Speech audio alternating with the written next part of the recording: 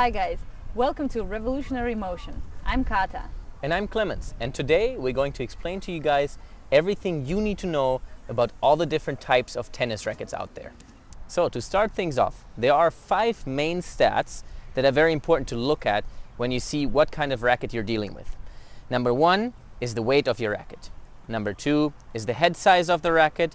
Number 3 is the balance point of the racket. Number 4 is how many mains and crosses the racket has. And number 5 is how thick your racket is, or the frame is.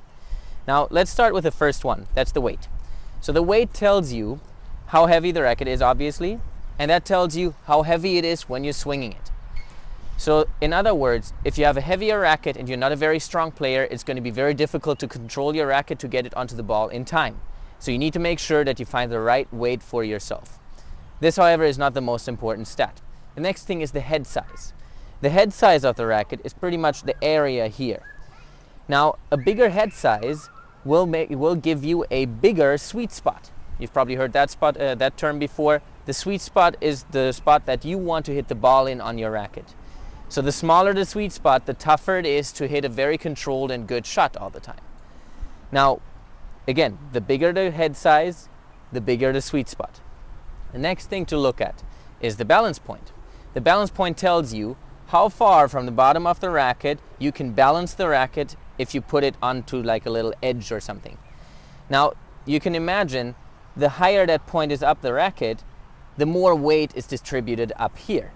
So it tells you how much of the weight is actually pushed into the head of the racket. So a racket that is a little bit lighter than a different racket might actually feel heavier when you swing it just because more of the weight is distributed towards the top. So it feels very heavy because it is far away from your hand. The next point is the mains and crosses. So you see on my racket, for example, I have 16 mains and 19 cross strings. Now there's a lot of different patterns. There's 18-20s, there's 16-18s, there's 18-19s. The most common ones are 16-19 and 18-20.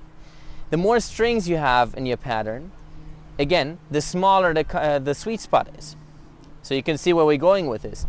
All of the stats basically tell you what kind of sweet spot you have on your racket and what kind of player will feel more comfortable most likely with this type of racket. Now the last piece of information that we need is the thickness of the frame.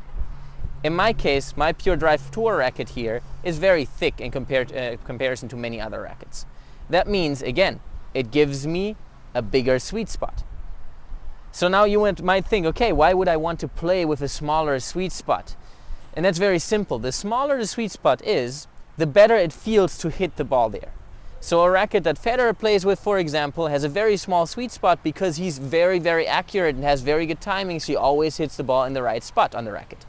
So that means he feels very, very good in that spot. However, if he hit the ball a little bit closer to the frame, he would not feel great at all. With a racket like mine that has a way bigger sweet spot because, again, thicker racket, less strings, and bigger head size than some other rackets. My racket is a 645 square centimeters or 100 square inches. So that means my racket has a very big sweet spot, which means it's very forgiving in nature. In other words, if you hit the ball over here, somewhere close to the frame, it doesn't feel much worse than if you hit it right in the sweet spot. It does feel worse, but it still feels kind of decent. So that means for players who do not tend to hit the ball very cleanly all the time, it is not a good idea to play with a racket that has a thinner frame, a smaller head size or smaller area of the head, and more strings. Now, people decide to play with these rackets because they see Federer play with them, and a lot of pros that have very, very clean shots.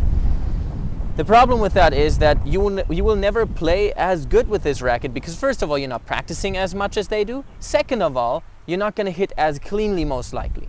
So you have to make sure that you have a racket that fits your needs a little bit better, right? So a bigger frame, thicker frame, bigger head size, and less strings are the way to go for this type of player. So in conclusion, if you're a type of player that hits the ball very cleanly, has very, very nice strokes, and always feels comfortable when you hit the shot, and you notice that you hit a lot of balls right in the center of your racket where you want to hit them, you should be looking at a thinner frame with more strings, so like an 18-20 pattern, okay? And look at a smaller head size, maybe like a 98 square inch. If you're the type of player that hits hard, has a very fast wrist, and you tend to frame the balls in between or just don't hit them as cleanly, this type of racket is not for you. You should be looking more at a racket that has a bigger sweet spot. So that means thicker frame, less strings like a 16-19, and a bigger head size like 100 square inches. You do find some 105 square inches out there, but they're usually not meant for pro players. So don't worry about those too much.